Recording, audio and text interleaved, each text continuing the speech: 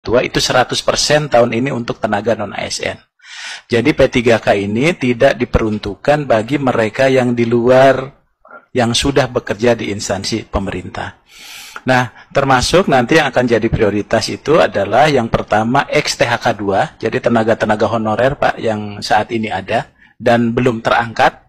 Yang kedua adalah mereka yang terdata di dalam database BKN, ya. Kemudian yang ketiga adalah mereka yang masih bekerja tapi tidak terdata di dalam database BKN.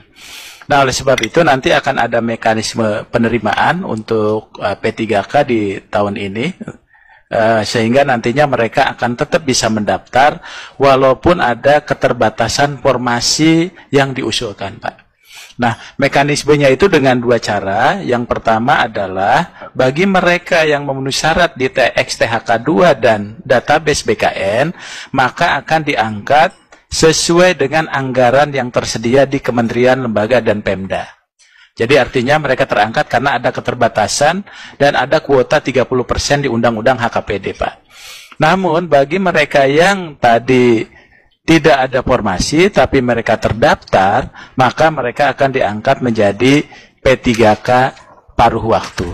Nah, dengan P3K paruh waktu itu nanti tidak mempertimbangkan formasi dan tidak mengganggu sistem penganggaran yang ada di instansinya.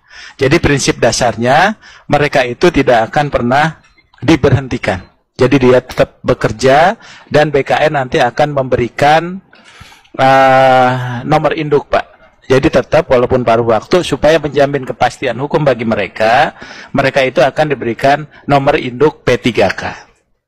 Jadi misalnya di DPD ketika ada kekosongan, maka dia akan bisa langsung diangkat secara penuh, Pak. Tapi kalau anggaran di DPD terpenuhi, itu bisa diangkat secara penuh, secara keseluruhan. Nah, oleh sebab itu kami sudah mempersiapkan, ada di Permen 6 2024, kemudian juga ada di Kemmen yang sudah kita siapkan untuk kekhususan yang P3K. Jadi afirmasi secara penuh melalui seleksi itu dilakukan 100% untuk P3K. Namun untuk CPNS itu dilakukan sangat ketat dan kompetitif. Ya, jadi untuk CPNS itu tidak ada afirmasi bagi yang kumlot, putra-putri terbaik, termasuk Kalimantan dan sebagainya.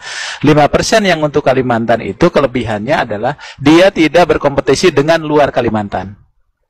Tapi tetap dia tidak diberikan afirmasi, tetap akan kompetitif di antara mereka.